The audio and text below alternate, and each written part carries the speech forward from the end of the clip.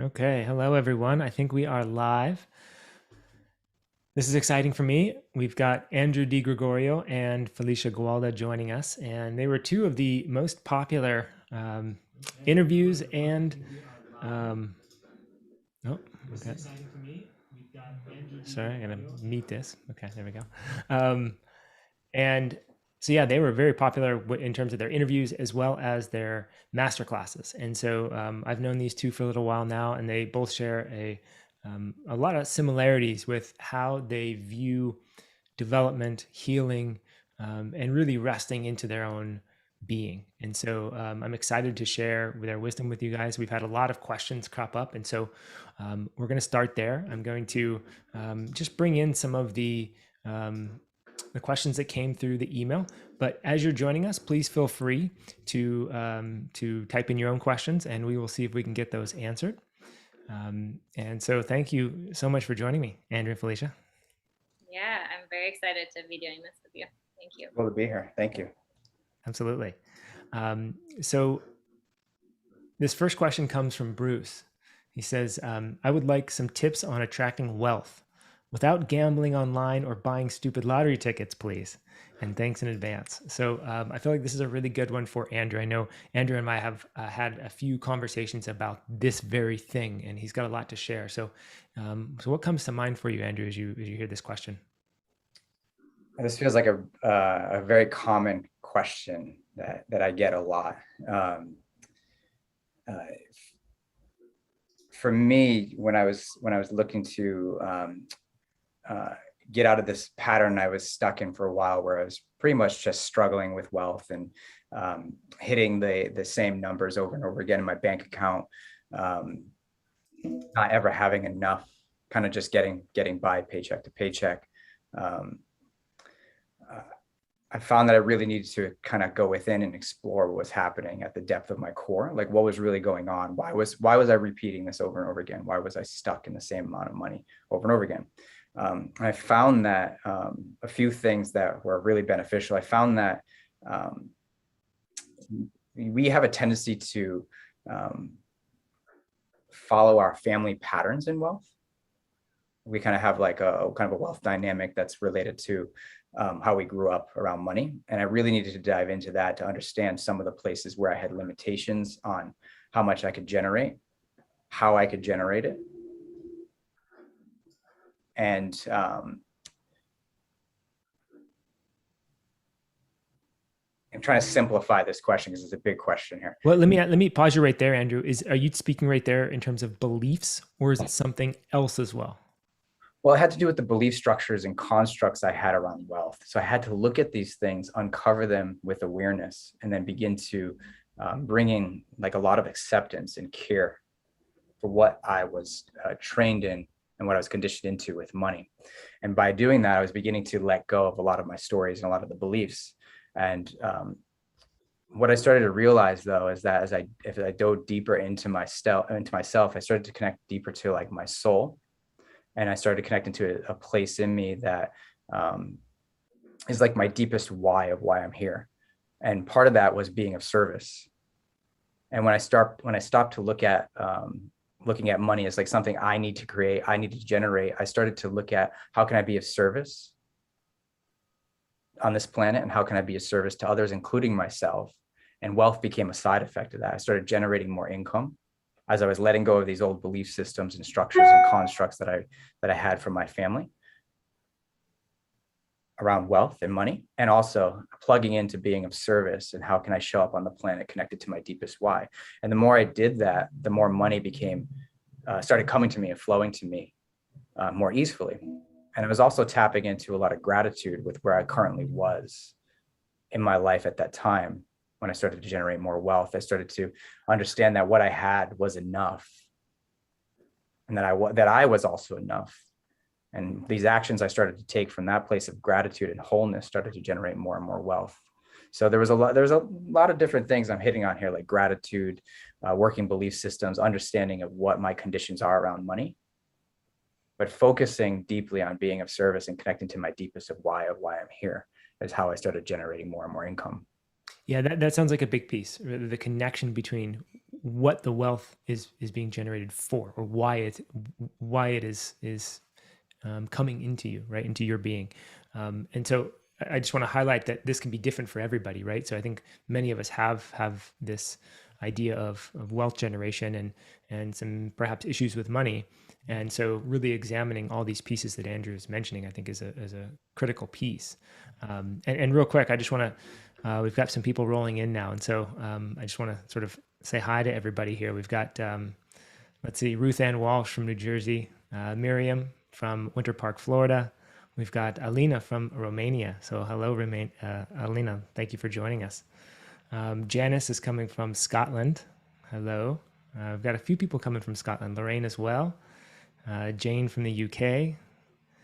And we've got an herbal clinic from New Mexico. Beautiful. Love to see you guys tuning in.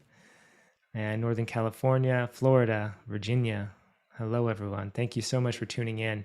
And we really have just started. So we've just kind of kicked off with Andrew and Felicia, and we're just kind of hitting on a few of the questions that came through the email. So if anybody is live here and has a question for Andrew or Felicia, please feel free to type that into the chat, and we will try to get to it. There's a lot rolling through, but we'll pay attention and see if we can't bring that in.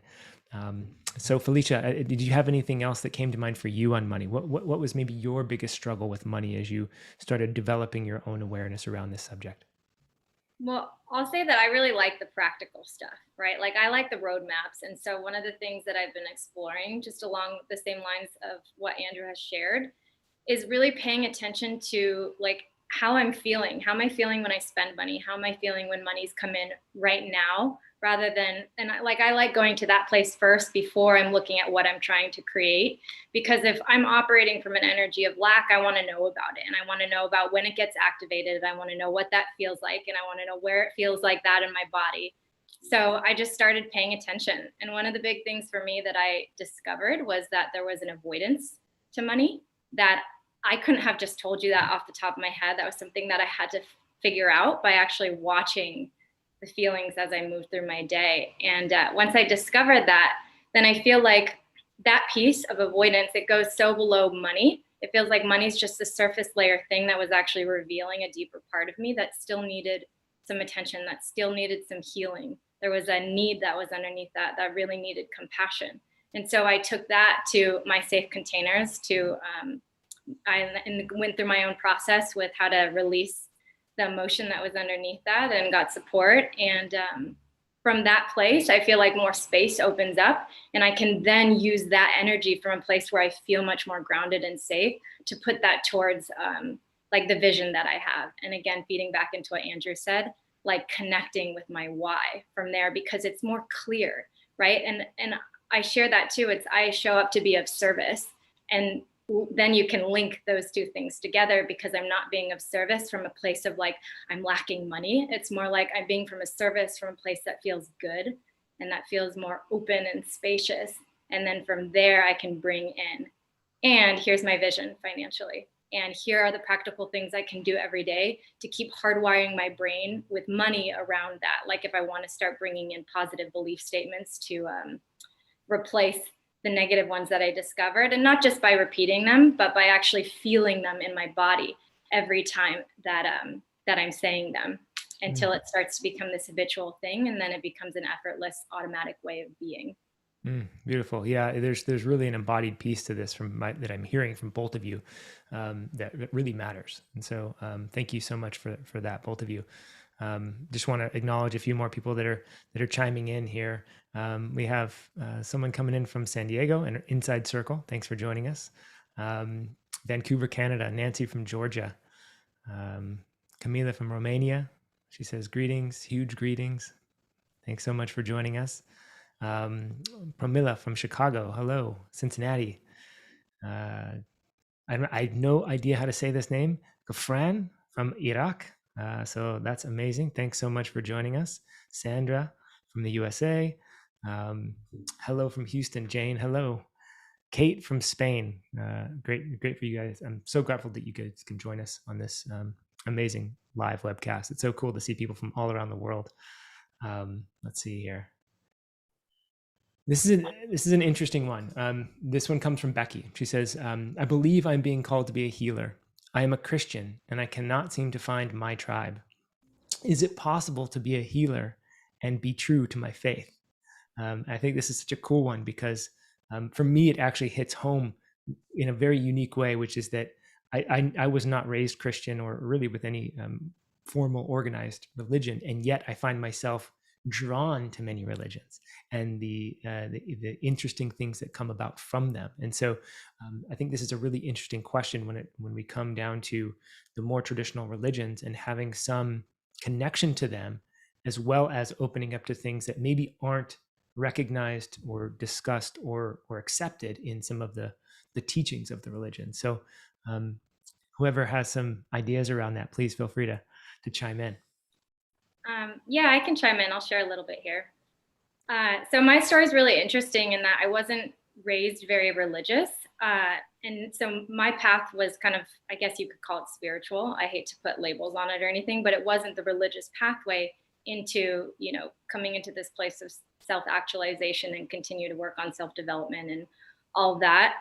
But I have good friends in my life now who that was their pathway. They came through religion and into a place of what people would call more spirituality. So I've been able to witness their journey, which has just been an incredible thing to see. And I've found that there's a weaving together and there's a place where they really do meet. And then I'll say my own experience has been interesting in that when I go into meditation and I've been really dropped into this place that feels very connected to the divine, I've had experiences in the past that I've later found out have biblical, like things will come through into my awareness that have biblical references. And I'll actually consult my friends who've gone, who've had really religious backgrounds and find that it's like a real thing that I don't know how I could have known that any other way. I've come to learn that that term is called gnosis, where there's like this direct connection, this direct knowing, and then to have it verified by somebody who's actually gone through the study of different religions is really cool. So to me, the way that I hold religion is that there's something so valuable in there. It's just a different language than, say, somebody in the spiritual community might use. So I like looking for all the places where there are similarities. And I think that as long as you view it as whatever your doorway is, whatever your pathway is to coming home to yourself, that there's going to be like gold nuggets and things in there that can support you, then I think that's a beautiful thing. So I think it's how you hold it, I would say. I love that. Andrew, anything to add to that? Yeah, I love what Felicia's sharing as well. I feel like it's such a beautiful reflection that she's bringing in some of her experience.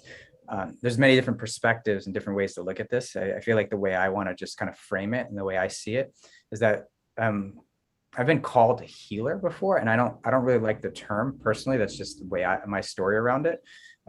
Healing is something that takes place in sessions, and the body just naturally heals itself. If we cut ourselves, there's some like a wound will heal from the intelligence of our systems and our bodies.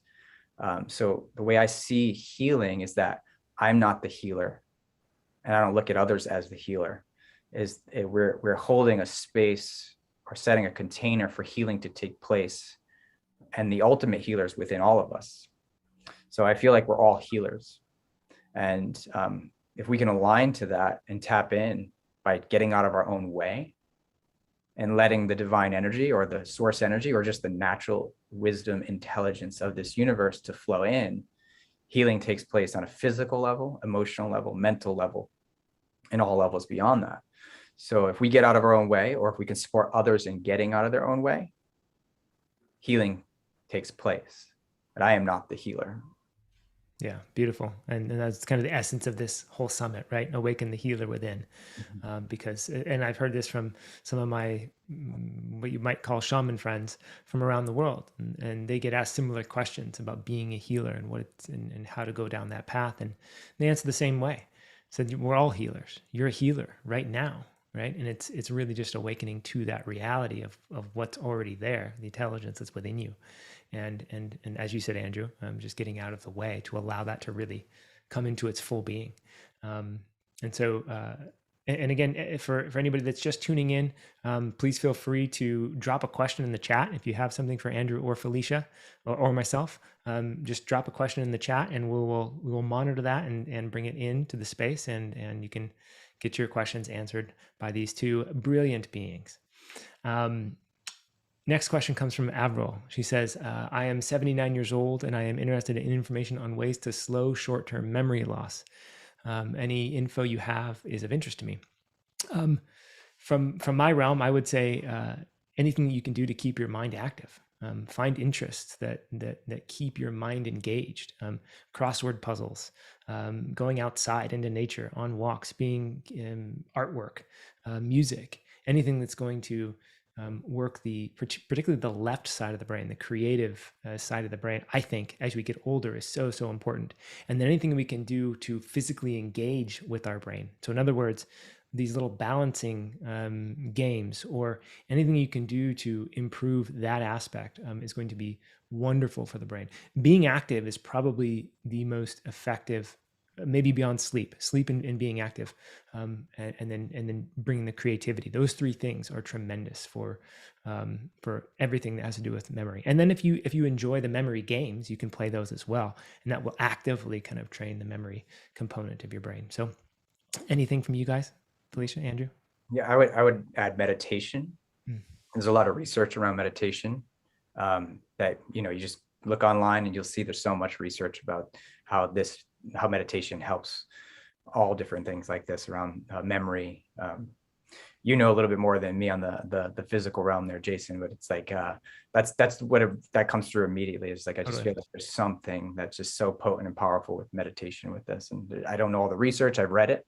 I don't want to, I would have the person go look, check it out, and it will kind of bring more credibility to it. For some reason, I like to have that knowledge as well, and it will support like the healing, allowing the healing to take place. Beautiful. Yeah. And there's some other things too. You can do some kind of intermittent fasting and that kind of thing, making sure that you're going periods of time without food that will allow the brain and the body to essentially detox and clean up and take out the trash. And that's a really, really key important point of keeping the brain healthy over the long term. But also connecting with others, just to throw that in. Totally. Yeah. With other people, being in that space with maybe groups of people or friends, spending more time with people. I think anything from my experience with the Human Longevity Project, anything that's going to keep you engaged with life itself.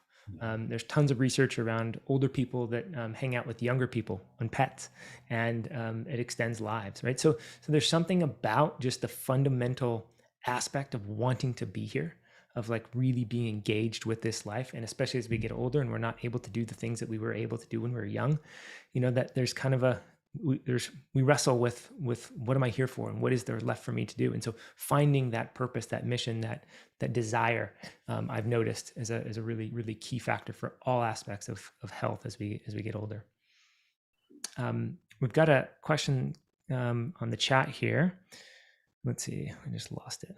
Where was it? Okay. It was Reiki. Okay, Kate, she says, do any of you have experience with Reiki? And if so, how does it fit into your healing practices? I that one, Andrew. I know you've done more Reiki. I have trained it until like I think Reiki level 3, if I remember. It's been a little while since I used it. I used to use it in some of my practice. There's usually like a lineage that we connect to when we are training in Reiki. I find that it's very comforting and healing for people, and when it's used, and I've experienced it myself as something that really balances the nervous system. It allows for healing to take place. So it's like there's something really interesting about it. However, for me, as I started to evolve more on this path and grow on this path, I started to find many other modalities that really kind of piqued my interest. And I started to learn there's so many different subtle energy modalities out there that like Reiki and other types that we can play in. It's kind of what feels aligned to you. If this is a modality that really resonates with you and you want to explore it, it can be very self-healing and healing for others. There's the way I kind of categorize it is like the subtle energy world has many, many different types of energetic modalities that exist. There's books like teachers like Donna Eden. I think she wrote a book called Energy Medicine. She talks about many different levels of energy medicines and things that exist out there. Barbara Brennan is another school of energy medicine as well.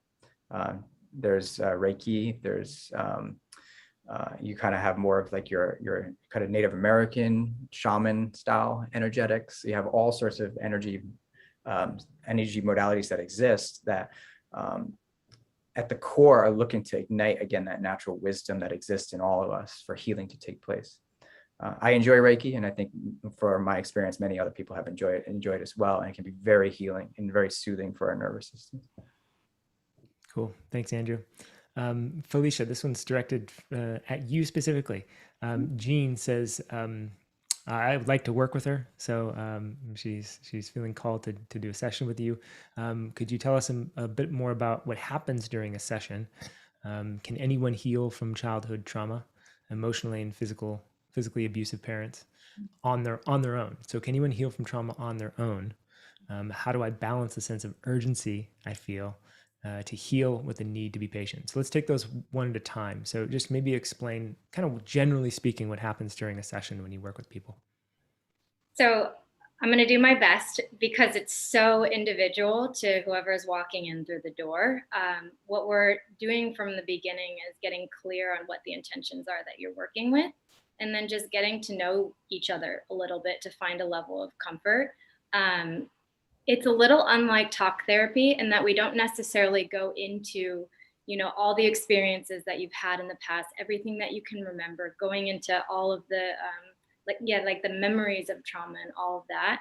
We might touch on that a little bit, but I've noticed what actually carries the session and helps us to get to a much deeper place is by, I lead you through some exercises and through a few point outs to actually come into contact with your body, to come into a relationship with your body. So one of the modalities I use is called stick work. There's a formal name for that as well. It's adult attachment repair model. And we've had Peter. So if anybody remembers Peter on the summit, he talked exactly about this. And so Felicia's been trained in this very, very well. This is a modality that I love so much because it's such a direct way to come into connection, where our nervous systems can start to sort of ping each other and send signals to each other. And when you're holding the stick between two people, your body, it can feel that somebody is there. And so what that will do is it'll begin to activate whatever the experience of connection has been like for you. And whether we're using the stick to do that, or I'm doing more table work where you're actually lying down and I might have a hand on you or something, we're basically establishing safety, some set point of safety and connection. And if that doesn't feel safe for your body, or there hasn't been a good story for you around connection, then that will get revealed in the space. And so I'm basically just sitting with you and helping you to find what the experience is that's happening. Because often when we're in reactivity, or we're so used to living a certain way in relationship to others, or in relationship to ourselves, or in relationship to life, we don't actually notice the state that we're in, or we don't notice all the things that are coming up. So I'm kind of acting as like a mirror to just reveal all of those things in a place where we're not in a fight with them, where we can actually bring them to the surface in a way that's attuned to your system, attuned to your pacing, attuned to what you actually need in the moment when we're touching these vulnerable places or touching these more protected places, for them to actually begin to relinquish control on your system on their own. And what that looks like is it might be an old emotion that you might not have even known was there, processes, like you're feeling it and it's moving all the way through. And on the other end of the spectrum, what I've noticed as we come into this like level of comfort with each other, it's not only processing, it's not only diving into like what's wrong or what is kind of backlogged experience-wise through your energetic system, through your mind, through your emotions, through all of it. We're also creating space for your body and your whole system to have these moments or these windows of well-being. And it's something that happens naturally. One of the things that I see a lot is people, when they're really in something and the feeling is like, how will this ever change? Right? Like this feels like it will never change. It feels like it's forever. And all that really means is that there's a younger part that's activated, that's kind of merged with the system to become your full sense of identity.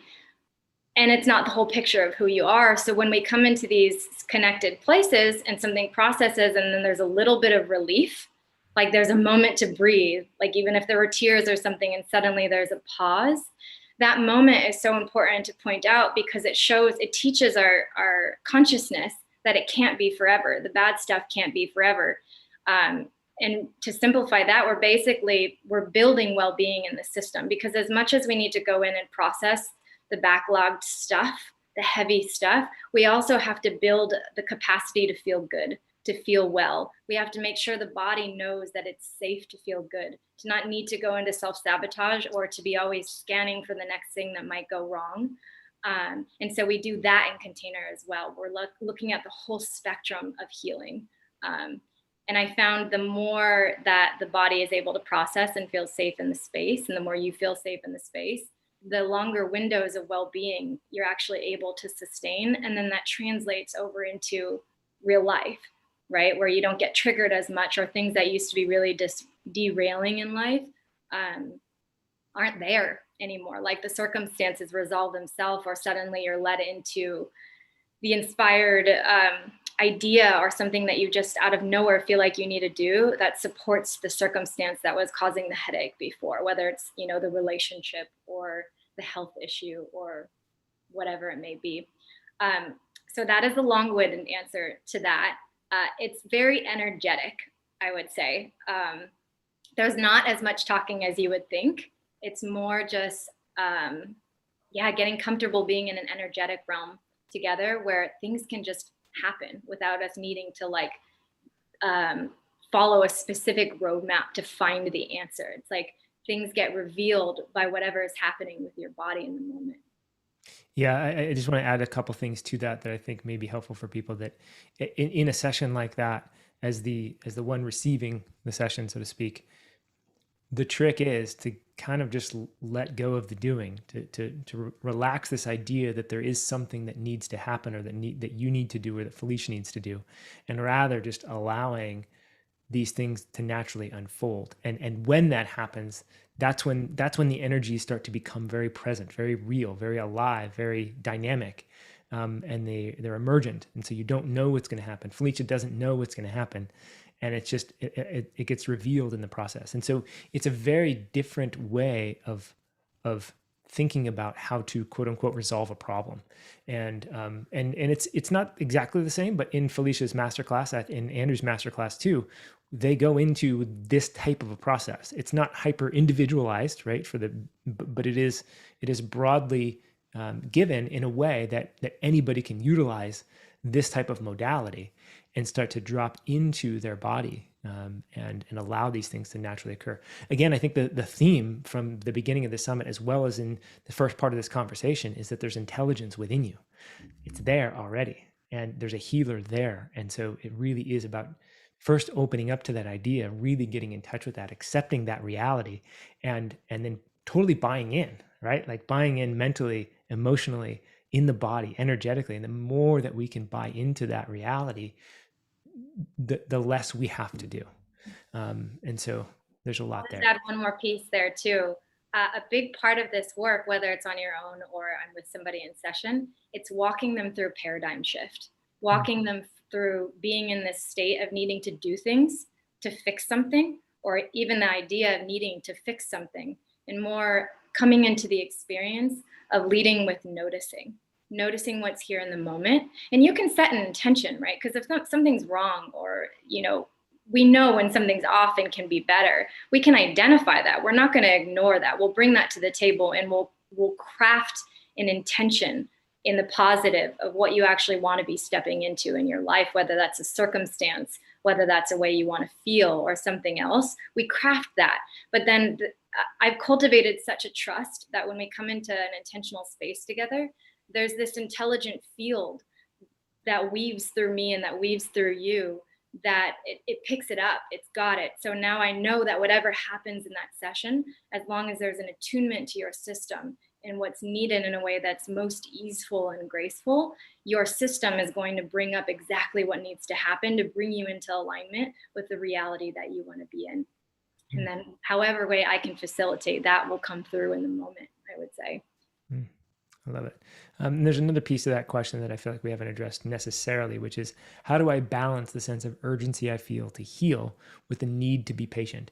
And I think I bring that into the space because I think a lot of us maybe have this conundrum, this bind that we're in of like really wanting and feeling like we got to get our arms wrapped around this thing, whatever it is, the money thing, the relationship thing, the physical health thing, the mental or emotional side.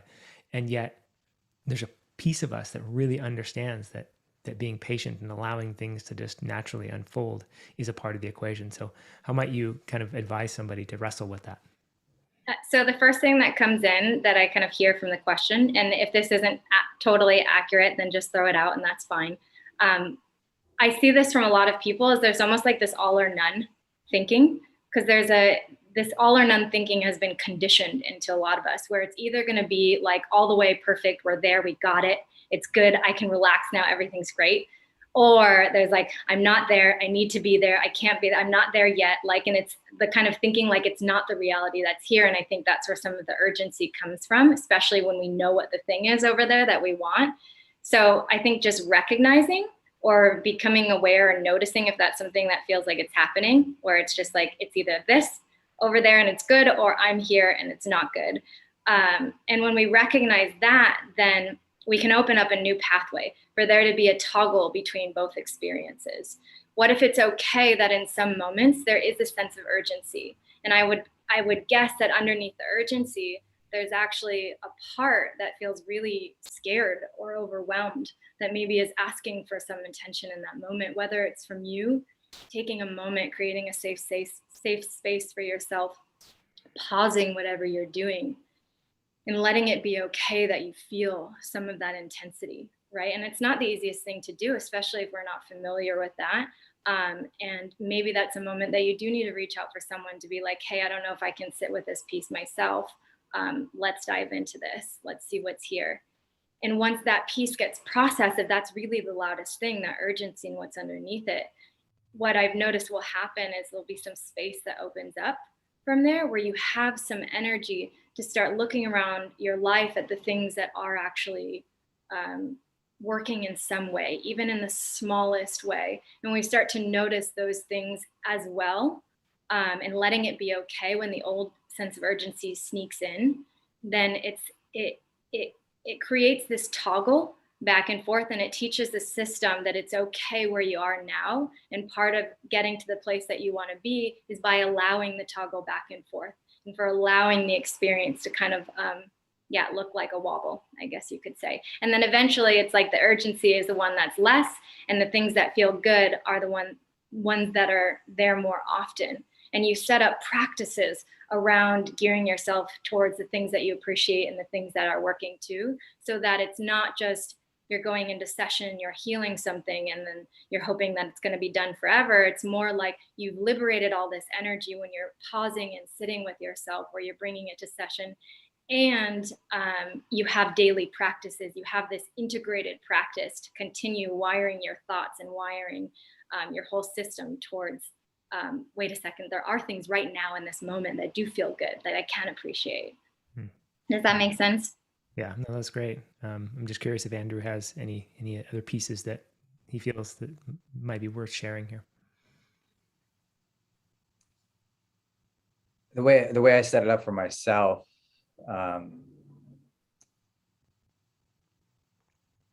is there's a time where we can overdo it. Like if there was a time I was overdoing it, where we might be doing too much to try to heal, and then there's times where we might be very complacent, not doing anything, right? So where's the balance point, right? So I've created enough resource in my life that I can continue to receive what I need to work with my trauma, my parts and my processes, where I take enough action and I stay the course, like receiving sessions, for example, on like energetic therapy type sessions that I receive to support my processes or my trauma.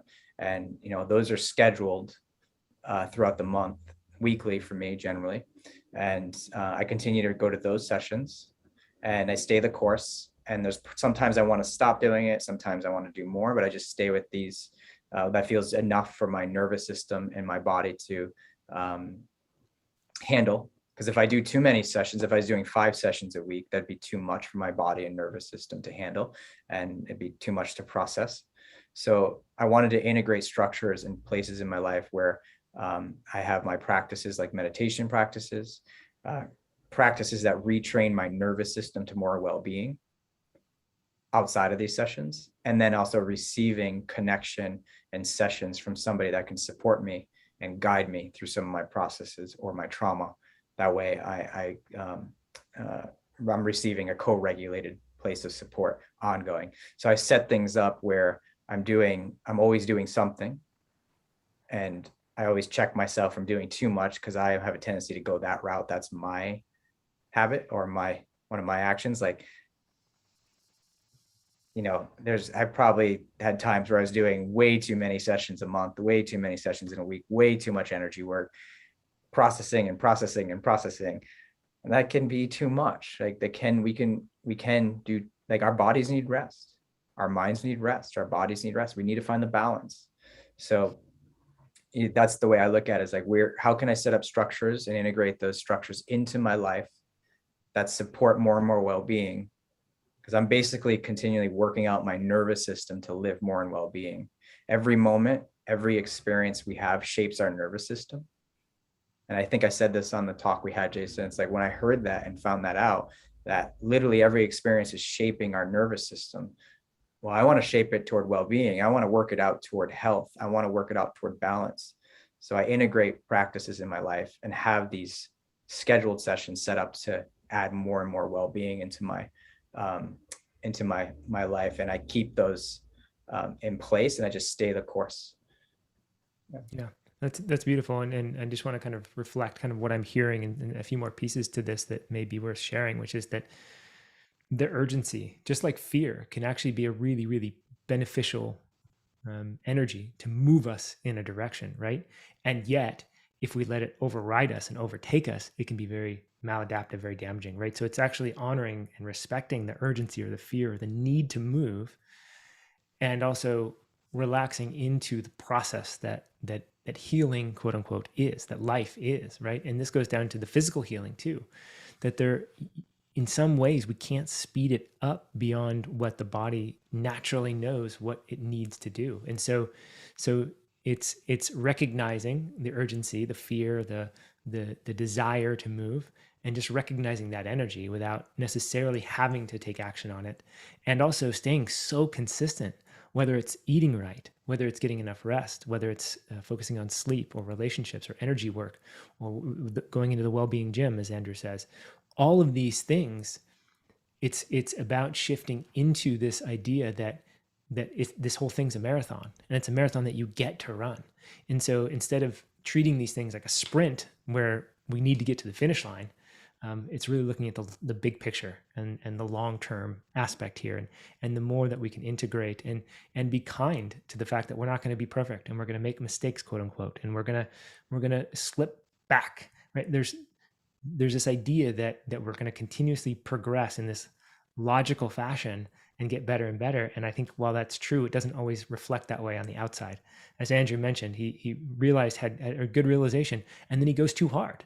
Well, that actually maybe a step backwards in a sense, but at the same time, it's not, because he recognized, there's a balancing point here, right? So it's really just being present to what's here, honoring the process, and the development of all this stuff. And so I love that question. This is such a big part in my system. It's like, how do I pace all of these things without going too hard on any one thing, and also honoring if I'm not doing something as well as I think I could be doing it, so to speak.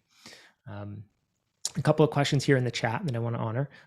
One is, what's the best, this is from Momoff1, what's the best way to heal leaky gut and food sensitivities? First of all, I want to say that giving medical advice in this type of setting is really not a good thing for me to do, for anybody to do. It's irresponsible. And so I just want to recognize that none of us here are doctors. That said, with food sensitivities, what you're looking at is you've lost a tolerance. Your immune system has lost the ability to tell foreign object from self. And so there's a bunch of imbalances that can occur. There's so many reasons that food sensitivities and leaky gut can be fundamentally caused, but this is worth exploring. Diet. Which foods are you eating that may or may not be in alignment with your body right now? Exercise. Getting enough exercise can actually improve tolerance, improve your immune system's ability to determine what to react to and what not. Sleep is really important. Relationships and trauma have a piece. There's toxicities like heavy metals and chemicals that can play a role. There's parasites and various other organisms that might be creating inflammation. So there's a lot there. I don't want to discard this question, but it's a big one. And so looking at all those pieces is really important. Stefan asks, what do you guys think about supplements and multivitamins? Personally, I think they're great if they're in alignment for what you need. Everything is medicine and everything is poison, depending on the dose, and depends on if it's going to bring you back into balance, it's going to facilitate a process that the body's naturally going to do, or if it's going to make it more work for your body. And so for me, Ayurveda provides the best map for looking at how to use quote unquote supplements or herbs in a given scenario. And it takes an individualized look at what is needed for this individual given the certain context. And so that's my kind of general take on supplements and multivitamins. If they are, if anything that's going to stray from nature, the farther it strays from nature, the more likely it's going to be disruptive to your biology. Doesn't always mean it's the case, but generally speaking, it's good to stay close to nature with respect to herbs and supplements.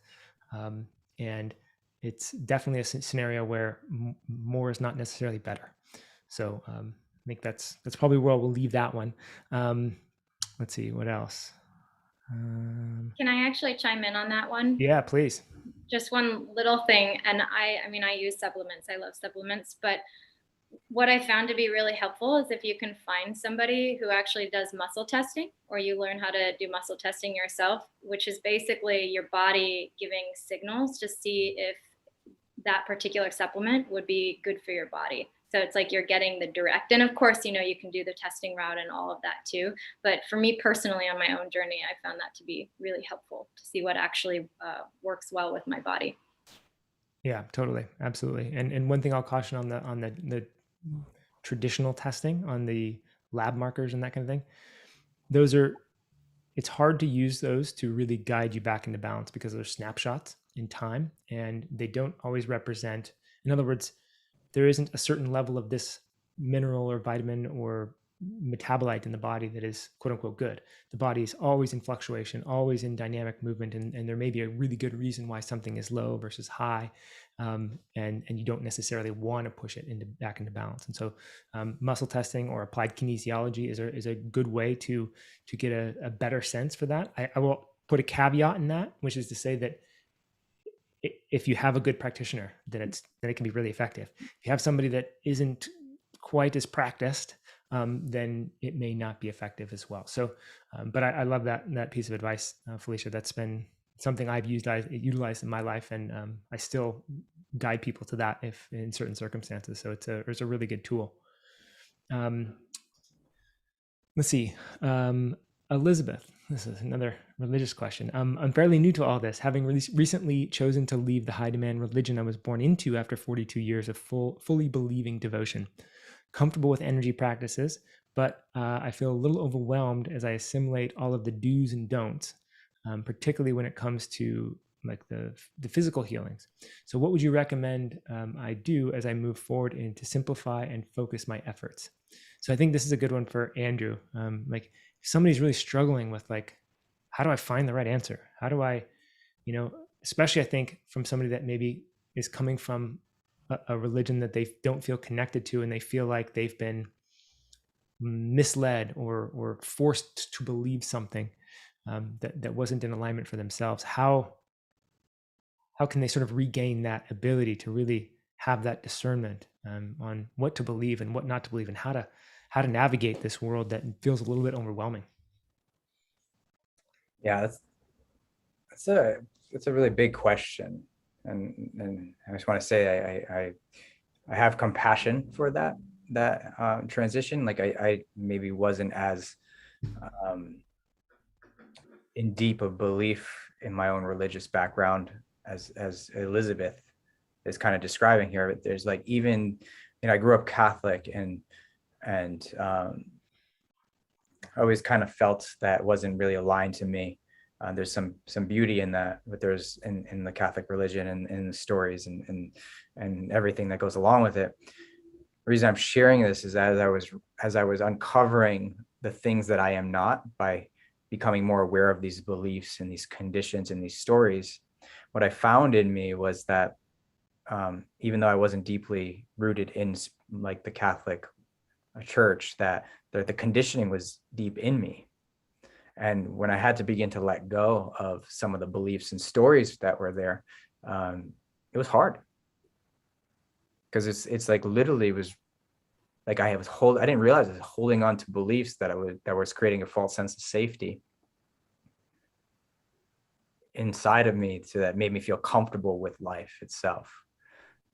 So as I was releasing these conditions and these beliefs and these stories, I could feel like it felt like a part of me was dying, like I was losing a part of myself. So I just want to name that there's like, I have a deep compassion for this question, because as we expand and grow on this path, and as we heal and we begin to tap deeper into who and what we truly are, there are like almost like these deaths that occur that we have to go through, and we have to mourn, and we grieve these parts of ourselves and these stories that we held on to that helped us to feel safe.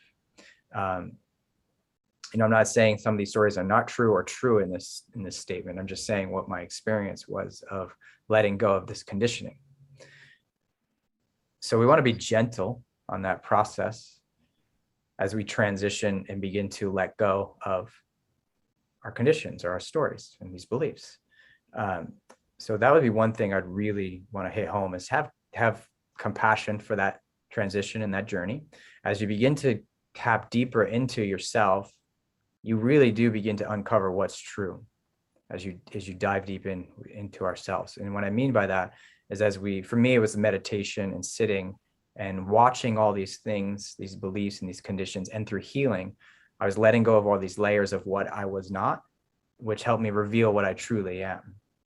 So by seeing all the things that I am not, I began to realize the thing that I am. And that's an experience I had. And as I tapped deeper into that, there's a natural wisdom, not only for healing, but also there's discernment and ways to discern truth from a deeper connection into ourselves. And I'm kind of pointing to my body here. I noticed my hand doing that as I'm talking is because it literally is an embodied connection for me. The more I felt deeper into my body, below all the physical realm of the body, all below the matter, there's a deeper connection to spirit or soul, or this inner truth or this inner wisdom that we have. And there's a bullshit detector there. Like, it literally can tell what's true and what's not true the more we tap in. We have to come outside of our conditioning, because when we're coming from our mind or ordinary mind, or how we see the world from our views, that's distorted typically with story or beliefs. So we want to tap into a pure state of awareness that's within us and everywhere, that allows us to get the signals inside of ourselves, like an intuitive signal or a truth detector inside of us. We all have it, but we have to get beyond all the noise. So one other thing I can mention before I was able to tap into that, what was supportive was getting reflection and mirroring from other people, like in this work, like through other healers or other coaches or people that are in these communities that can help kind of be a supportive place for a clear mirror while I was tapping deeper into my own intuition. But as you go within, you will find that the answers are truly within. It's not a cliche, that's a real thing. So that's going to be, that's probably the best answer I can give with that. That's great. And I just love that you brought it back to the body, right? Because so many of us are conditioned in the mind and trying to find answers from the mind and truth from the mind. Yeah. And while that can be a successful strategy, it often leaves us in confusion as much as it maybe has success. So going into the body and integrating some of these pieces that are maybe in the way from us really discovering that aspect of ourselves, I think is a really, really important piece to that I just want to re-highlight. Here in the chat, there's a couple of quick questions I want to get to. Linda, she says, is eating in an 8-hour window enough of a fast, or do you have to fast for days to get the best results? Eating in an 8-hour window is fantastic. That means 16 hours a day you're not eating, and that's plenty of time to really gain the benefits of the quote unquote fast every day. There's other benefits as you do longer fasts, 2 days, 3 days, 6 days, and even longer. But that's therapeutic side of the equation. It doesn't need to be done, but there are benefits if one were to go do that, and I would recommend doing it with a practitioner or somebody who knows what they're doing to guide you in that process. Let's see. I jumped around here. Let's go to the emails again. What does one do when you are unable to feel sensations in the body? Everything is just a blank. And I think Andrew or Felicia are good to answer this one, but I'll just say that this was me when I started this work. I had a very difficult time. In fact, Andrew was the one that was really working with me for months on end. And it took me a long time to be able to really get in there. And I shouldn't say I didn't feel, because I did feel, but it wasn't as pronounced. It was so subtle. There would be these little micro windows of like, oh, I felt something there. And so that began to deepen and deepen and deepen and become more obvious. And so I just want to say that it's from my experience and personally, as well as other people I've talked to, this is not uncommon. Some people are just natural feelers. I've worked with these people as well, where I'm working with them and they're receiving a session from me, and like they just drop right in and start feeling. And it's like, it actually is mind blowing to me that somebody can just like feel that much. And I'm like, it took me so long to feel as much as you're feeling. So it's a very interesting thing. But yeah, please chime in. Maybe Felicia, I would love to hear what you have to say on this one. Yeah, I definitely shared your experience, Jason. Like feeling in the body, like what is that? I just felt numb as well. I think that's actually the word that I would use when I'd be directed to go into the body. And so it started slow. It started for me having a safe container, which looked like a safe, aligned practitioner working with me, to be able to get, those signals of safety through the nervous system, and to have the point outs from them to be like, hey, what do you notice here? What do you notice here? If they'd be tracking my system. And so that was helpful. And then little cues like using breath, like I'd take a breath into my stomach and I could feel my stomach expanding. And so that means that I now had awareness in my stomach. And so I think for me, there was a big part that was like looking for it to be a specific way. Like I thought to feel in my body, I have to feel like this big sensation. I have to feel tingling. I have to feel all these things I heard other people were saying. And it wasn't that way for me. For me, it was first noticing that I feel numb. And actually what I learned was that numb is a sensation. And so if you keep paying attention to numb, eventually as the body feels safe and it relaxes, it will open up into different kinds of sensations as well. And then the other big piece, both for myself as I, have gone through this process and with my clients that I work with, is that because we're so conditioned to be in the mind and in our thoughts, sometimes jumping straight to body isn't the easiest doorway. First, we want to actually look at like, why is the mind so active in this moment? And perhaps it's actually a protective mechanism, because what's held in the body might actually be more vulnerable. And the body has an intelligence and it wants to make absolutely certain that it's safe this time to go there now with something that might have been, forgotten about from years and years and years, all the way back from childhood. So we want to actually honor these protective aspects of ourselves. So even if, suddenly you have a to-do list in your mind, or you're listening to the neighbor next door, they pop into your awareness or something, it's a good sign that your protector is activated. So rather than making it bad, you want to notice like, oh, my protection is here right now. And you say hi to it, almost like you're like talking to an aspect of yourself. You start a conversation with it, and then check your environment again to make sure you're safe. You keep giving yourself signals from where you're at to make sure your body registers that you're safe. And all I mean by that is like noticing how the ground feels underneath your body, noticing if you're held up by the ground, if it's got you, like all these sensory experiences you can point yourself to, and eventually body sensation opens up on its own. Beautiful. Yeah, that's great. And I think one that I want to bring in here too, that's similar, that has a little bit to do with this, is processing some of these emotions. So there's a couple questions here that are coming up around when we're feeling particularly vulnerable. We have a lot of grief going on in our life. What advice can you give someone to process that or hold that in a way that's going to be helpful, as opposed to suppressing it and trying to deny that? Yes. So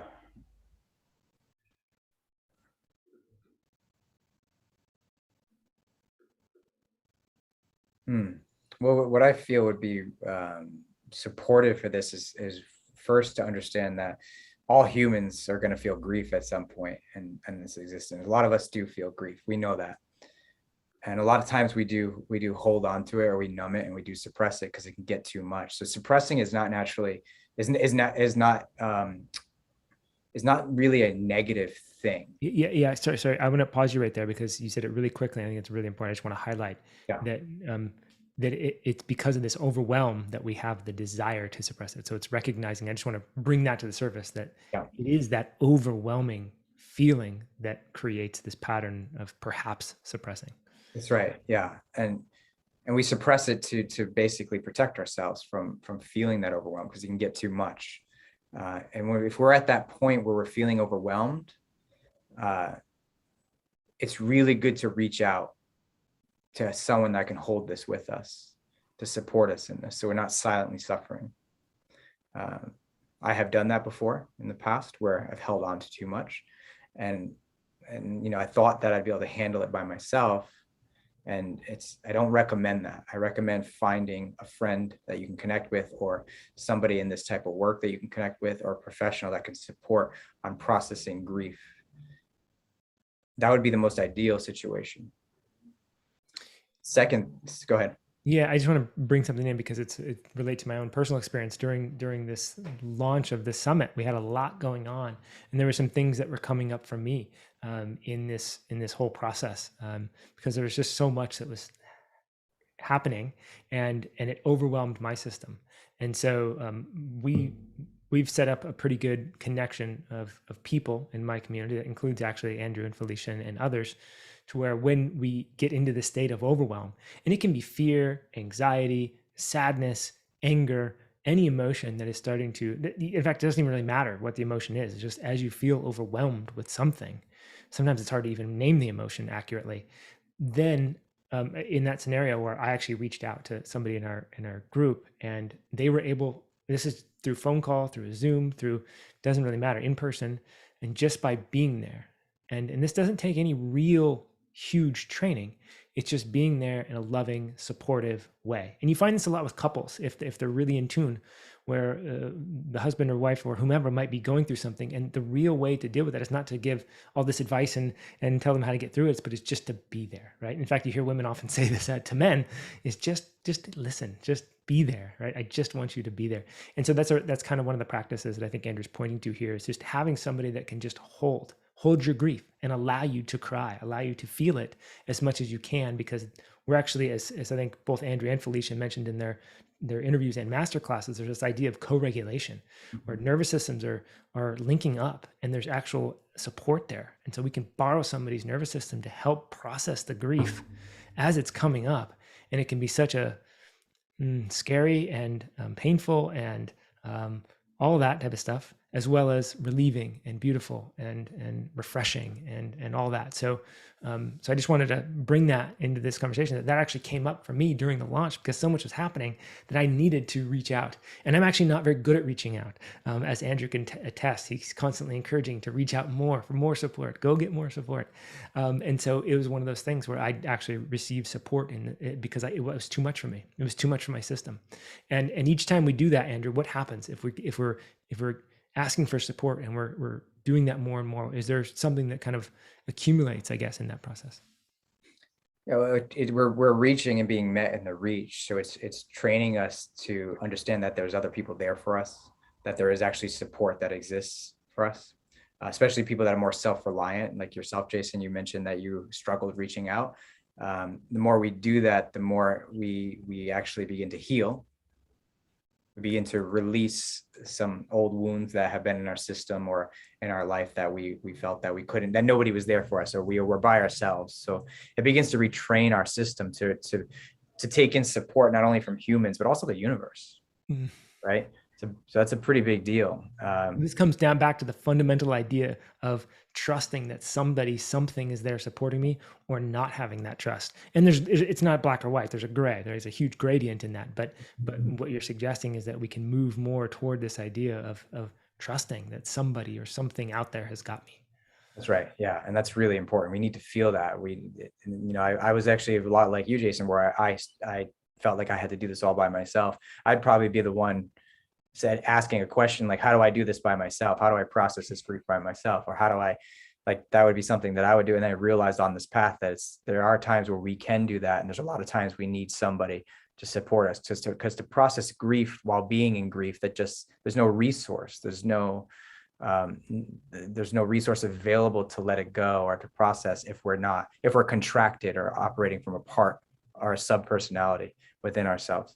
So, because there's something important right there, right? That there can be a difference between processing the grief and actually moving it through versus sitting there and just crying and feeling it and just swimming in it, right? Because that's a thing too. And sometimes we can feel like, hey, I'm here and I'm in my meditation and I'm doing my things and I'm processing it. And sometimes you can, right? Like you can process a certain amount or perhaps even a lot. And then other times you can swim in it. And I've noticed for me, sometimes it's hard to tell the difference. Yeah. Some people call that looping or reenactment. If you're looping in an energy or an experience, it's just looping. It looks like I'm crying and I'm processing what's happening. We're just looping in it. We're swimming in it, and it's not actually resolving. So until we understand the difference, it's again good to work with somebody if we have that means and capacity to do that. If we don't, if we're really doing this on our own, then reach out to community, friends, or family. If that's if you're by yourself, the last thing we can do is really, before you go toward the grief, find some ground, maybe lay on the ground, do some breathing into your belly, do some breathing into your feet, find some stability so your nervous system and body starts to feel stable, and finds some resource in grounded state and a relaxed state. And then when you're in that, what can happen is naturally emotion can come up and dissolve back to ground and release. So finding safety and ground is always imperative in healing, in my opinion. I think it's necessary for the recipe of transformation and healing. Without feeling safe, without feeling ground, our systems will be closed, or we'll be looping more often than not in something. So that would be the other recommendation, is be able to find ways to establish more ground and safety in those moments and allowing things to move and process. Beautiful. Anything to add, Felicia? No, I think that's a beautiful answer. I agree with that. Cool. And this may be similar, but what about anger in particular? Is there a way that we can process anger that might be different? And I'm kind of thinking in just some more practical ways. There's things that I've done where I've gone either underwater, or I go out into a mountain or a hike, or go out into nature and I just yell. And I literally just, this cathartic kind of yell, just to move the energy in my body. And then there's other things like Qigong and some of these other practices too that I think might be interesting. So take me along some of those realms. Is there anything else that I might be able to kind of lean into to process some of these things? I mean, I even noticed that when I have some of this energy moving up in my system, I can go to the gym and I don't know that that's, and like lift weights and move things around. And sometimes I think that can be a not a great way to do it. And I've also realized that there's sometimes I can do that with intention and actually move the energy in a positive way, so to speak. And so anything like that come up for you guys as I kind of speak about this? What I noticed when you share that is what's really important is the intention behind the action that you're doing. So if you notice that you have a buildup of tension in the body and you feel a lot of anger, then the gym might be a great thing to do. But if you're going to the gym going, I need to get this out. I don't want this here. I want this to change. Get this out of me. I have to make this move. And the energy is in resistance to what is, which is the anger, then it won't matter what action you take. It might help a little bit. You might have temporary relief or temporary soothing, but is it going to resolve the underlying pattern or wounding that anger is coming from? Maybe not. So I would say maybe do that thing, but also look at the energy with which you're coming from. So you might do the same thing. You might go to the gym, you might go yell somewhere, you might find a practitioner to be like, hey, hold this container for me. This is what's alive for me. This anger is here right now. And you can then move through it and express that from a place of like, what is this? Let's just feel it all. Let's feel what's here. I don't need to figure this out. I don't need it to be any different than it is. I just want to discover I just want to be with this. Mm. And the more you can maintain that energy of let me just be with this thing that is here and let it express the way that it wants to express when there's full permission for that and full safety, then you're going to have a very different result, especially a lasting result. Mm. Beautiful. Yeah, I think yeah, please add something, Andrew. Yeah. I want to add, with anger is interesting. It's, we have this interesting relationship with anger, and it feels sometimes we need to reframe that. Some of us need to reframe our relationship with anger. Anger is not a negative thing or a bad thing. Actually, I feel excited about anger. It's going to sound super strange. It's like, hopefully it doesn't get taken the wrong way. It's like anger is informing us of a few things. Sometimes it could be telling us there's a boundary invasion, and we need to look at that and see what's happening. Maybe anger is saying no. Maybe it's an energy coming up for us to say no to a situation or experience that there might be an invasion, or a boundary invasion, or a boundary being crossed. Anger is also informing us that there's some sort that could be potentially informing us that there might be a hurt. So we want to look at what's below the anger. Anger is more of a reactive emotion. It's life force. It's energy. Anger is life force. And it becomes anger when we direct it at others. We direct life force at others in a way that's aggressive, or right. It's like, that's essentially what anger is: sympathetic charge in the nervous system. So we don't want to disown anger, and we don't want to displace anger, because if we disown anger, we're disowning our life force and our sympathetic charge of our nervous system, which is excite or energy to get shit done, to make stuff happen, or to manifest and create, or to set boundaries. Anger, the energy of anger also fills us up, and it's life force. Again, it fills us up and fills our field that sets energetic boundaries as well. So it's a very important energy. We call it anger. We label it as anger when we act or react from this life force in a way that is, again, aggressive toward others or aggressive toward ourselves. So once we get to the core of it, what's going on? Is it a boundary invasion? Is it a boundary invasion of me invading my own boundaries? Or is it a hurt that is going on? It's not actually anger. It's actually I'm hurt. And then it can protect, right? It can protect a very vulnerable soft piece, right? Absolutely. So it protects the vulnerable emotion, or the maybe some younger parts of ourselves at times. So as we heal through that and we get to the core of it, below this reactive emotions, that vulnerable emotion, as we integrate that and heal that, then we have a more of a aligned relationship to the life force, so that sympathetic charge. And it's no longer anger, it's energy that can be used to create, manifest, or make things happen, or to be of service in the world. So it's an intelligent life force energy. And having a reframe of how we view anger and understand anger, for me, was really important. That's why I said I get excited about it. It's life force. right? This is a really positive thing. It's a really good thing that we stay in touch with our life force and our energy and have a right relationship with that life force. I think it's important what you say, not only for the individual with respect to the individual, but also if I can have if I can reframe my view of anger, then I can not only permission it for myself, but I can permission it for others. And to me, this is a big one for somebody who has felt a lot of anger. It's a primary pattern in my own system: rage, anger, a lot of this energy. One of the reasons that I might shut that down is because I perceive that it is damaging and hurtful and harmful to others, and it is bad, right? So if my perception is that the rest of the world sees it as bad as me as bad, then I'm going to do everything I can to repress it and to shove it down and to not let it come out until eventually it does come out, because there's the breaking point for all of us that the anger then pops on and here it is, right? And so I think permissioning it and reframing it as just an energy, a life force energy that is not only it's just powerful and it's natural and it's a part of everybody's life. It permissions others to then express anger. And then the trick is, can we hold other people's anger in a way that doesn't sort of move us off our center, right? Right.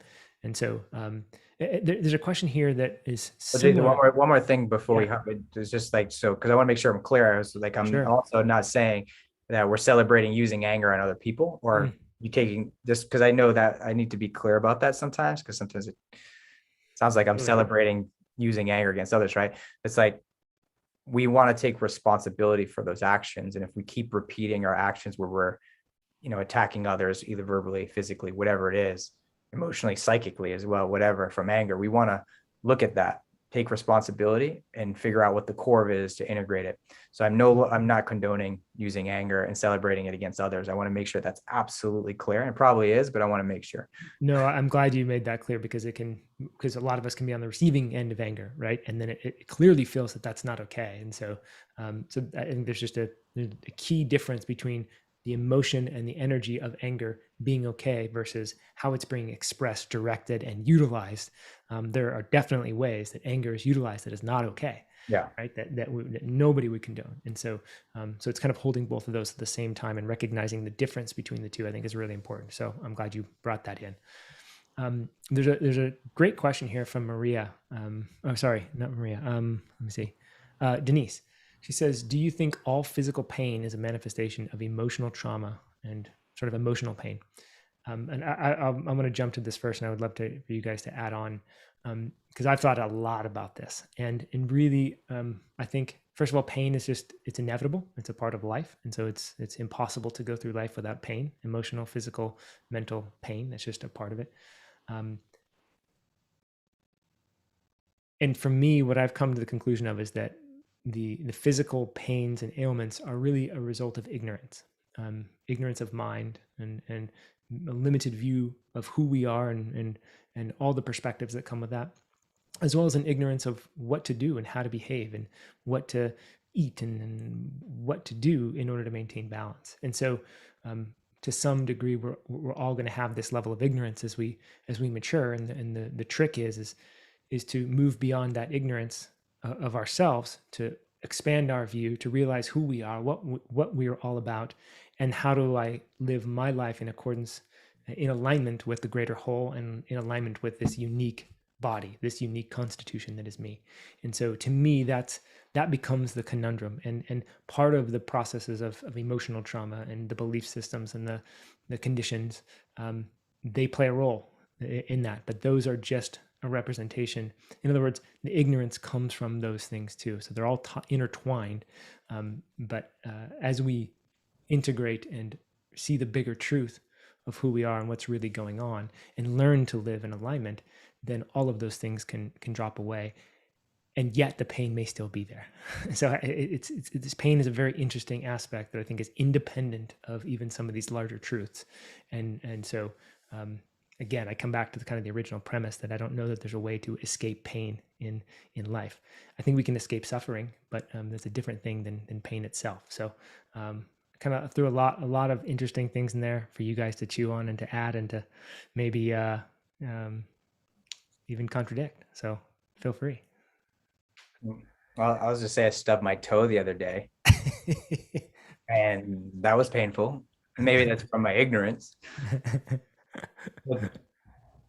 So I think sometimes there's pain that might not be emotional, and but I think pain overall is a teacher. It's got some lessons, even though it's not my favorite teacher. I'm not very excited about pain usually, but it's an opportunity to look at, especially in the physical body, if there's something chronic or showing up there. There's it's telling you something. It's a signal that's trying to get your attention, right? Whether it's from trauma or something else going on in the body. So pain means well, typically, and I do see pain manifesting in my own life and in my own body through emotional experiences that have been backlogged, that haven't been processed, that are trying to get my attention. I have a tendency to feel other people's pain as well.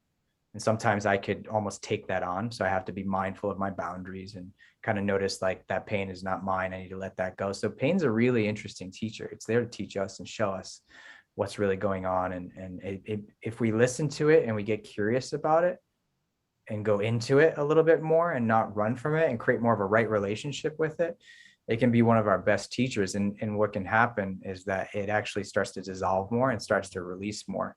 And we find greater balance in our life. And I haven't been totally 100% pain free, but over the years, I've reduced a lot of pain in my body and my life pretty drastically, where I've had long stretches of a lot of peace in my body and a lot of ease in my body and a lot more energy because I'm not so lost in pain. So yeah, that's kind of my take on it.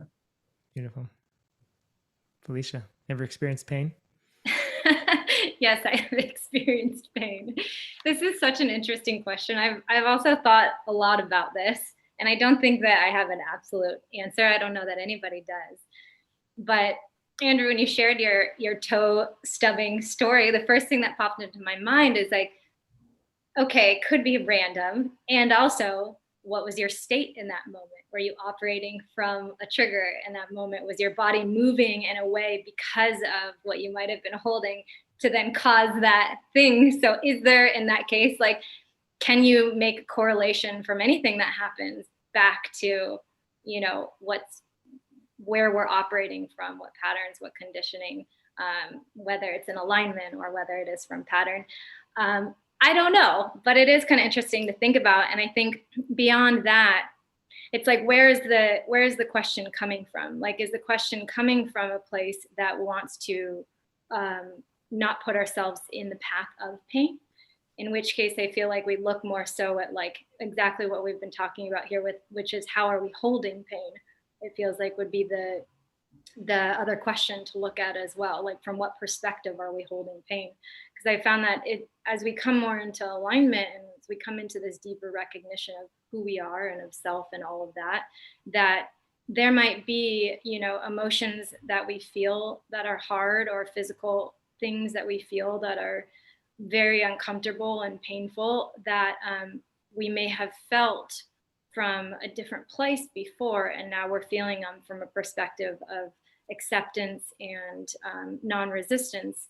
And so our experience of that same feeling is actually different, even though the feeling is the same, because where we're viewing it from is different, or the attitude with which we're viewing it is different. And so it creates a different experience ultimately. That's getting, I feel like, metaphysical and out there. You could take this question so far and in so many different ways, I think. Yeah, it's true. And I think there's value in just exploring it, right? Is this pain here to teach me something? Can I get rid of it? Can I accept it? How do I go about it, right? I mean, I think just in that exploration is pointing to the pain teacher that Andrew is speaking of. And my friend Paul Chek is the same, he says the same thing. In fact, he labels the pain teacher as one of the great teachers, a teacher that we can hopefully transcend, but nevertheless is there to show us some really powerful lessons. So I think just investigating that for yourself and your specific pain that you're dealing with is something really, really powerful. And I know in Felicia's, I think masterclass and maybe even interview, she talks a lot about curiosity, about this just this gentle curiosity that we can have whenever we're going through something, whether it's physical or mental pains or emotional, energetic aspects that are coming up, is getting curious. So maybe I'll just throw that into the mix here too. Maybe I'll direct it towards Andrew here. How do you hold this idea of curiosity for you, and how important is that for you as you run up against these little walls that you might be coming up against in your life? Curiosity is for me, feels like this open state of non-judgment and observation. More like I kind of bring in more of a loving, softer curiosity these days, instead of like a scientific, piercing curiosity. And what I mean by that, it's like if something shows up in my body, an emotion, an experience, or some kind of tension. In the past, I might bring more of a harsh awareness to it, and just like, what's that? Like a probing kind of like energy. Yeah. And now it's like, when I realize how we view our experience or how we view others, the quality of the curiosity or the awareness is really important. So I just bring this open curiosity, which is actually a state of awareness, just open awareness to experience, whether it's within me or another. And from that place, it begins to reveal itself. It reveals more of what it is. And it might take a minute, it might take a few hours, a few days, depending on what it is or where I'm at in my path. So curiosity is a really important tool that I use. The quality of the curiosity really matters, and how you bring it to yourself or others it really makes all the difference. If I come from the other place of judgment or contracted attention, it usually has a tendency to hold experiences in place, or emotions in place, or energy in place. And when someone's probing you, Jason, or someone with like attention and just like judgment, how does it feel? It doesn't feel very good, right? Right. So same thing with us. So if we can bring an open, loving curiosity to ourselves, to our parts, to our experiences, whether it's in the external experience or the internal experience, a lot gets revealed, and a lot can actually move. And there's insights that come out of that. So it's a tool that I always use. And I've over the years have really kind of reminded myself to continue to move toward curiosity, open, loving curiosity, as opposed to like, what's this, need to get rid of it, or judgment. So. Beautiful. Anything to add, Felicia? Yeah, I would say, like, as we're talking about like looking at what's happening, getting curious, being the witness to our experience, bringing in that kindness, all of that, as you know, that allows space for things to process and open up. It doesn't necessarily mean sit back and do nothing in your life and spend all of your time in reflection. What happens is that opens up, there'll be these choice points that naturally open in life. So then it's like you go back to your day, you go back to your life, you do all the things, and suddenly it's like where you felt like you were trapped in an experience, you become aware that there's options, and you now have the opportunity to look over here instead of feeling like this was the only way. So I've noticed that's one really big thing that opens as we start getting back into the practical world, when we move from these practices into life. So I think that's really important to say. And then as well, of course, we open up to these streams of inspired action where suddenly we'll feel an impulse to go do something as well, rather than like not a desire, but I feel like the contrast of that would be feeling like you have to do something to get yourself out of where you are, which that energy is a little bit different. So you're opening yourself up to be able to move through life with an energy of ease and an energy of exploration and enjoyment. Beautiful. I love that. Well, we've got a lot more questions, but we've been going on for about an hour and 20 minutes. So I kind of want to wrap this up here. I want to thank you guys for all tuning in, and Andrew and Felicia for joining us. I just have one final question that I want to leave for everybody, because I think it's so relevant right now, which is that there's a lot of things happening in the world right now. There's a lot of heightened energies. There's a lot of very stressful situations that people are going through in their own personal lives, as well as the global kind of collective and the things that are happening in the news and on social media that we can ignore completely, or we can pay attention to them. And when we pay attention to them, we can come from a place of non-reactivity, or we can be in a sense of heightened reactivity. And I've noticed that even though I'm not getting called into action regarding a lot of these issues that are coming up, I notice there are a lot of people are getting called into action. And some of the action that people are taking seems to be very good. In other words, good things are resulting from it, and there's a lot of positive that's happening. And also, there's the other side that's causing more chaos, more suffering, more complication. And so I just want to throw this to both you, Andrew, and Felicia. What advice can you give for people to navigate this crazy time that we're in, either on the personal level and managing their own personal lives, or on the bigger collective level? Because I know a lot of people are trying to sort this out, especially if they're coming from a mindful place and they're trying to be mindful of their own energy as well, but without sort of turning a blind eye and saying, oh, that doesn't exist. Let me just focus on me. So what immediately comes up for me is kind of piggybacking off what I said earlier about the nervous system being trained in every moment. There is a lot happening that we see, and we know, a lot of us know that a lot of what we're seeing is filtered through the understanding of what sells and what hooks people. And we have a negative bias as human beings, have a tendency to look at what's wrong, and it really gets our attention.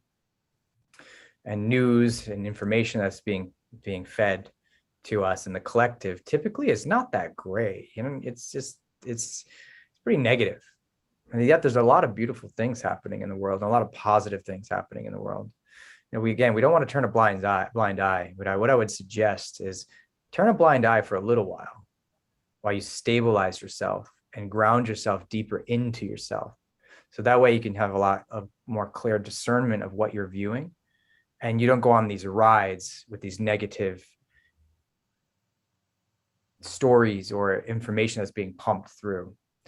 So one of the best things we can do, in my opinion, is to be a very stable, grounded place where we could support the collective by having a stable nervous system. And we're bringing wholeness and love into the world, and wholeness and love into the collective, not fear and lack, right? And then when we stabilize enough, and we can then become embodied activists, or take enlightened action, or whole loving action from an aligned place where action is needed to be taken to support our fellow brothers and sisters and other people in this world that really need support. So that's finding that stable place and that grounded place within ourselves feels way more important for right now, more than ever. Yeah. So taking action from that place as well. Yeah. Yeah, and there's a lot of people around the world that this is really what they're doing, and again, I speak of the more indigenous cultures and the people that I know in those realms, and they're literally kind of in meditation, in prayer, using their processes to basically create greater alignment in themselves and with the collective energy. And you see this a lot in the East, in the traditions there. They're really just focusing on how do we create harmony within this being in the collective, right? Without having to go do anything or seek any answers outwardly. And I'm reminded of a brilliant quote, and I forgot who said it, but it's a war against war is still war. Mm-hmm. Right. And so there's a desire to sort of stop all this fighting and all this kind of chaos. But if we're coming at it with a fighting energy, then we're just creating more of that same energy. Right. And right. So I think there's other ways to go about that. Felicia, what would you recommend? The thing that comes up for me is if you're plugging in to a lot of what's happening in the world, and that becomes like the energy that you're engaged with all the time, and it's activating, and there's a lot of stuff that's really hard to feel and that's hard to look at. One thing I like to do is I have my piece of that, and I don't need to take on the suffering of the world. And I've noticed that when I sort of acknowledge my piece in all of it, and I see where I'm really activated, and I take that to a safe place to work with and to process and to feel, I can sort of separate myself from what might be other people's. I don't have to pretend like I'm going to process it all for the whole world and it's my responsibility. I find that we have more power as individuals if we really just acknowledge our piece, see like what stuff it's bringing up in us that we can work through, plug back in to the communities, to the support systems, to the practices that help us to feel well-being and help us to feel grounded. And then, and then just rest in that place as much as we can. Lean into that as much as you can. Be conscious and aware of when you're getting pulled in over and over and over for extended periods of time with the heaviness of what's happening into the world, and make the choice to seek out the places that can plug you into something else as well, without needing to eliminate the other stuff, but rather add something that feels good to your life. Beautiful. I love that. And really that was the point of this summit, was to not only bring awareness around these type of things, but also with the master classes that we have from Felicia and Andrew and many others, to actually provide these practices that we can lean into, right? And the suggestion by Andrew with Reggie Ray and his meditations, we can, instead of turning toward these things that are going on in the world, we can practice these things. And look, sometimes we get pulled in, whether it's through work or through our child's school or whatever it might be. We might be getting pulled into this stuff naturally. And so, do we have these practices that we can lean into, that we can rely upon to bring us back to neutral and to come back to ourselves throughout this? And I think it wasn't explicitly said necessarily, but the more we can do that, the more we can then bring that into that world that is sort of pulling us out of ourselves, right? And so that's just as important. That's just, if anything, that's what we need more of. Is we need more of us coming through in an aligned way and taking action in the world, and allowing that to direct the future, right? So I think there's just so much we can do, but if we just flip everything on its head and kind of focus on us and work there first, then we have such a better chance at moving through this elegantly as we let the future unfold, and in this kind of chaotic world that we've found ourselves in. But for me, it's shown us that I think it's just pointed to these practices and to this idea that this is really where we can work. So Andrew, Felicia, thank you so much for joining us on this amazing live cast, and everybody, thank you for tuning in. This will be on replay, so you'll have time to be able to rewatch this. And if you haven't caught the master classes with Felicia and Andrew, we're actually going to be showing those again, so we'll have those on replay for you guys up and through Sunday. I highly encourage you check those out. And these are practices that you can tune into over and over and over and over again, as a way to continue to process and to continue to come back and integrate. So thanks so much for joining us, everyone. Thank you. Take care. We'll see you on the next one.